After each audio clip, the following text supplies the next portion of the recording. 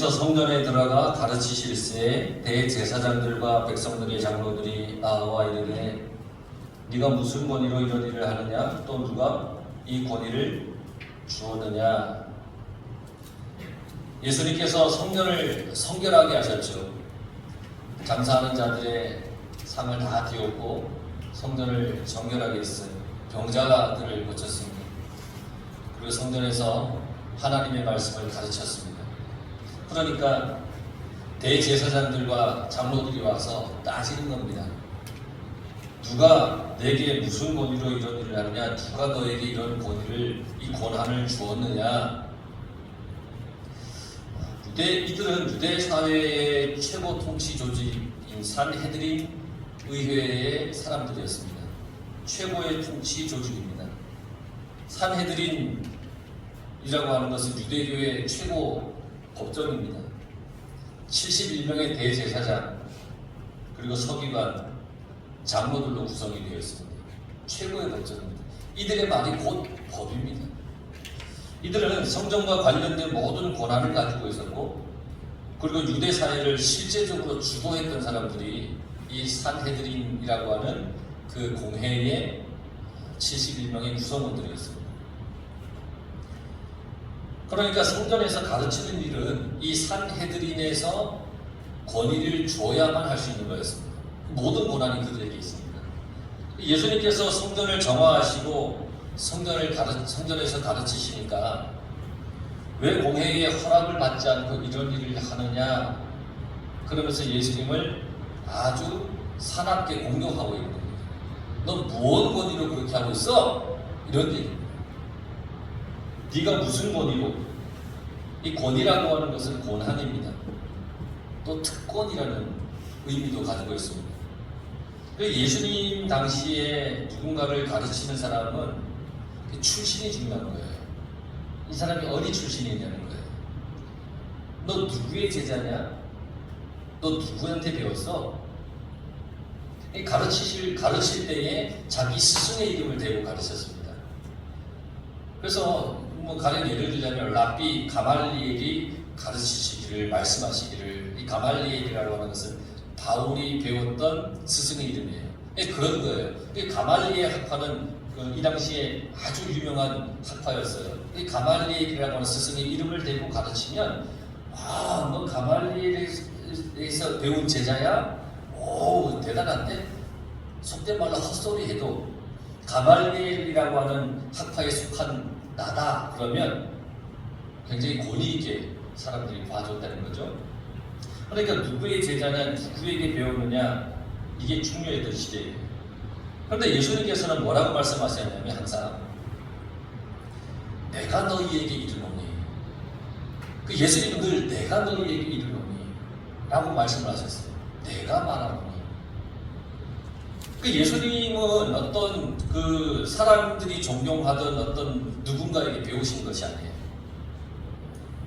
예수님은 서기관들이 공부하는 그런 학교에 다니신 적도 없어요. 목수예요, 목수의 아들. 다 알아요. 산헤드린에서 예수님에게 어떤 신인장을 준 것도 아니에요. 성전에서 가르쳐라, 인정해주는 어떤 그 인정서도 준 것이 아니에요.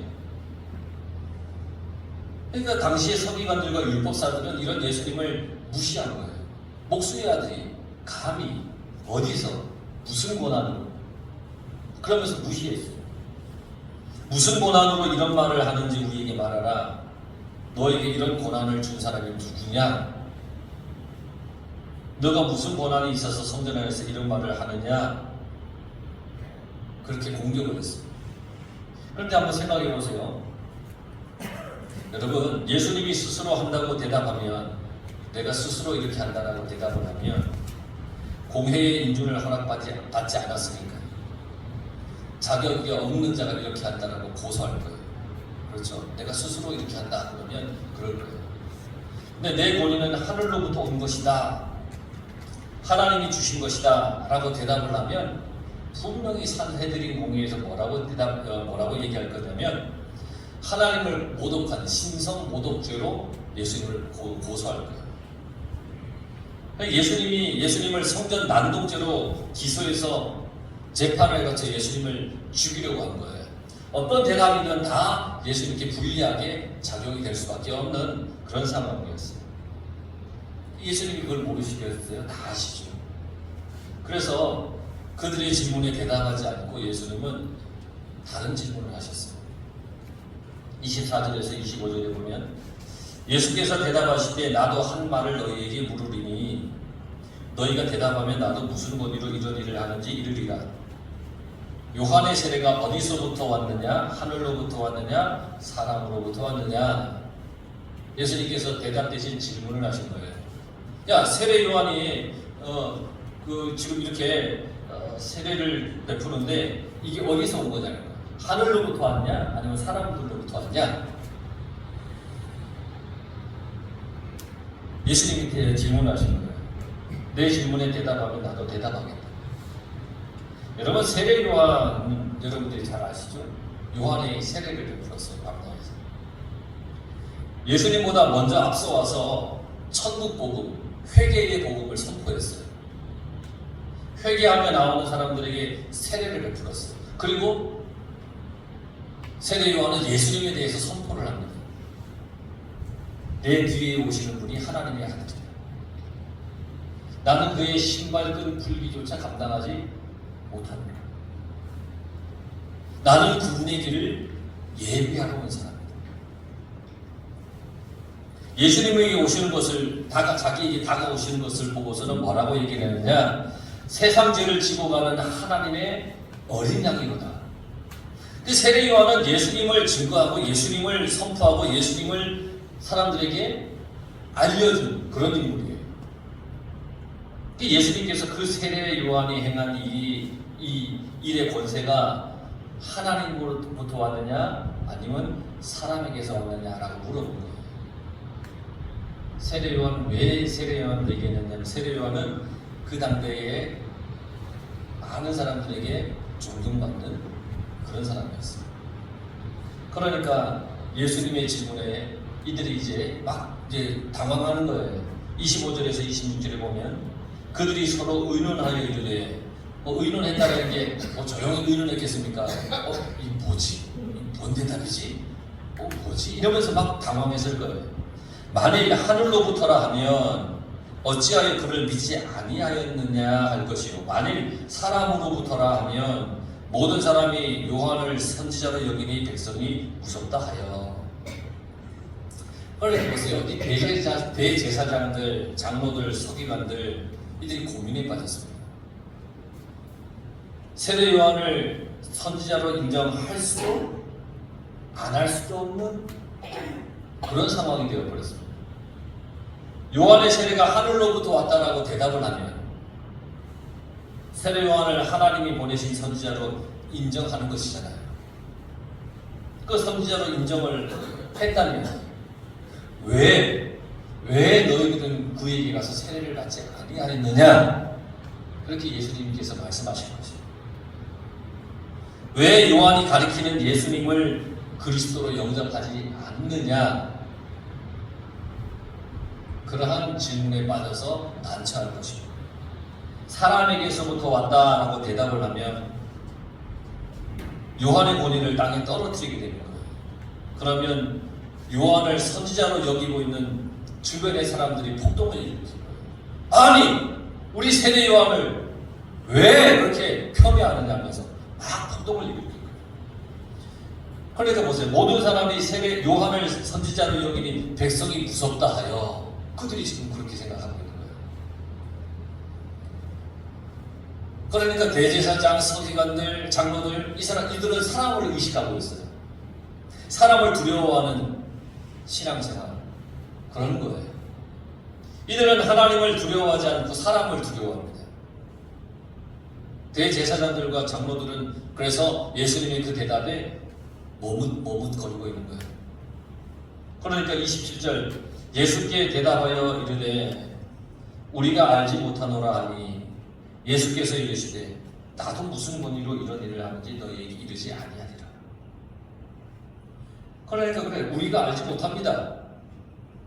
이들은 세례 요한의 세례가 하늘로부터 온 것인지 사람으로부터 온 것인지 대답하지 않습니다. 정말 몰랐을까요? 이들은 대답을 회피했어요. 난 모르겠다는 거예요. 회피했어요. 그러자 예수님도 그들의 질문에 대해서 대답하지 않으셨어요. 예수께서 이르시되 나도 무슨 권위로 이런 일을 하는지 너희에게 이르지 아니하리라. 예수님께서 그들에게 아무 대답도 하지 않으셨어요. 무슨 의미일까요? 아무 대답도 안 하셨어요. 예수님이 그들에게 말씀하지 않으시는 거예요. 우리도 여기서 중요한 것을 하나 깨달아야 되는데, 여러분 이 사람들처럼 하면, 이 대제사장, 서기관, 장로들처럼 그렇게 하면, 그렇게 신앙생활을 하면 우리는 신령한 세계를 보지 못합니다. 예수님의 음성을 듣지 못합니다. 타락하고 세속적인 권위에 빠져 있으면 예수님을 통해 주시는 그 신령한 것을 경험하지 못합니다. 신령한 것은 문을 닫아버립니다. 내가 그렇게 하면. 이건 안타까운 겁니다. 주님은 우리에게 좋은 것으로 하나님의 신비한 또 비밀스러운 것을 깨닫게 해주시려고 하는데, 내가 대제사장, 서기관, 장로들처럼 사람들만 의식하고 형식적이고 세속적이고 타락한 신앙생활을 만약에 한다면 우리는 주님이 주시는 그 말씀의 깨달음, 말씀의 깊이 있는 그 의미를 하나도 알 수가 없다는 겁니다. 받아들이지 않는 태도, 때로는 알면서도 거부하는 태도, 이런 것들을 고쳐야 되는 겁니다. 이들은 알고 있습니다. 세례 요한이 하나님이 보내신 선지자임을 알고 있습니다. 그런데 인정하지 않는 겁니다. 그걸 인정하는 순간 자신들의 기득권과 모든 것은 사라집니다. 그래서 인정하기 싫습니다. 안 합니다. 예수님이 하시는 일들과 말씀을 보면 메시아임을 압니다. 구약 성경에 예언한 대로 예수님이 오셔서 다 하십니다. 그러니까 메시아인 줄 압니다. 이들은 구약 성경을 다 압니다. 그런데 이들은 거부하는 겁니다. 예수님이 메시아임을 인정하면 자신들이 지금껏 쌓아놓은 이 모든 기득권을 무너지기 때문에 거부하는 겁니다. 여러분, 받아들이면 됩니다. 영접하면 됩니다. 말씀을 듣고 나를 내려놓으면 고치기 참 쉽습니다. 근데 그게 잘 안 되는 거예요. 고집부리는 거예요. 우리가 신앙생활하고 하나님 말씀을 들을 때 그러해야 되는 거예요. 여러분, 나를 말씀 듣고 나를 내려놓으면 고치기 쉬워요. 그런데 그러지 않으니까 어려운 거예요. 그러니까 예수님이 그들에게 말씀을 들려주시는데 28절에서 32절의 말씀을 비유로 말씀해 주시는 거예요. 어떤 사람에게 아들이 둘이 있어요. 큰 아들에게 오늘 포도원 가서 일해라 이렇게 아버지가 얘기를 합니다. 그러니까 큰 아들이 예 알겠습니다. 그리고 대답은 했는데 가지 않았습니다. 둘째 아들에게 얘기합니다. 근데 둘째 아들은 싫습니다. 그렇게 대답을 했습니다. 그런데 나중에 뉘우치고 포도원에 가서 일을 했습니다. 예수님이 그래요. 너희 생각에는 누가 아버지의 뜻대로 하였느냐? 싫습니다. 대답한 것은 처음에는 일하기 싫었다는 말이잖아요. 싫습니다. 처음에는 올바른 신앙생활을 하지 않고 죄 속에 살았습니다. 그런데 생각을 바꾸어서 일하러 갔습니다. 회개하고 올바로 신앙생활을 했다는 얘기입니다. 내가 아니요 싫습니다라고 하는 게 아니었구나 하고 뉘우치고 회개하고 돌이켰다는 겁니다. 가겠습니다 아버지 대답하고는 가지 않았습니다. 첫째 아들. 겉으로 보기에는 신앙생활을 잘하는 것처럼 보입니다. 그렇죠? 이거 아시겠습니까? 예! 아멘! 하겠습니다. 잘하는 것처럼 보이잖아요. 겉으로. 대제사장들, 서기관들, 바리새인들을 가리켜 말씀하시는 겁니다. 이들은 형식적으로 말로만 신앙생활을 하는 사람들이었습니다. 말로만 하는 척하는 사람들이었습니다. 대답만 하고는 가지 않은 것은 실제로는 올바른 신앙생활을 하지 않았다는 겁니다. 대답만 한 겁니다. 누가 아버지 뜻대로 했느냐는 예수님의 질문에 그들은 뭐라고 대답했느냐? 둘째 아들입니다 라고 대답을 했습니다. 그러니까 예수님께서 그들에게 아주 충격적인 말씀을 하십니다. 뭐라고 말씀하시느냐? 내가 진실로 너희에게 이르노니 세리들과 청년들이 너희보다 먼저 하나님의 나라에 들어가리라. 대제사장, 서기관, 율법에 능통한 서기관, 장로들이 들을 때 너무 충격적인 말씀입니다. 요한이 의의 도로 너희에게 왔거늘 너희는 그를 믿지 아니하였으되 세리와 청년은 믿었으며 너희는 이것을 보고도 끝내 뉘우쳐 믿지 아니하였도다. 회개한 세리들과 청년들이 회개하지 않은 너희들보다 먼저 하나님 나라에 들어갈 것이다. 너희는 요한이 와서 바른 길을 가르쳤지만 무시했다. 그러나 세리와 청년들은 그를 믿었다는 겁니다. 그래서 너희들보다 세리와 청년들이 먼저 하나님 나라에 들어갈 것이라 그랬습니다. 자기들은 하나님을 잘 믿는다고 생각했는데 세리와 청년들은 아직 형편없다라고 생각했는데 그렇게 무시하고 죄인 취급하던 세리와 청년들이 너희보다 먼저 하나님 나라에 들어가리라 하신 그 주님의 말씀. 세리와 청년들은 요한이 예언자이며 선지자임을 믿었고 그가 선포한 말씀을 듣고 회개했기 때문에 하나님 나라에 들어간다는 겁니다. 에스겔서 28장 17절에 네가 아름다움으로 교만하였으며 네가 영화로움으로 내 지혜를 더럽혔으며 라는 말씀이 있습니다. 네가 아름다움으로 교만하였으며 네가 영화로움으로 내 지혜를 더럽혔습니다. 원래 천사장이었던 루시퍼입니다. 루시퍼는 천사장이었습니다. 루시퍼는 교만해져서 그 아름다움이 어디서 왔는지를 잊어버렸습니다. 교만해져서 하나님의 영광이 자신에게 반사되어서 아름다웠는데 하나님의 영광이 자기에게 임하여서 그게 반사되어서 아름다운 것이었는데 도리어 그것 때문에 교만해진 겁니다. 하나님이 자기에게 하나님의 영광이 왔다는 것은 새카맣게 잊어버리고 자기에게 반사된 그것이 자기의 전부인 줄 알고 교만해졌다는 겁니다.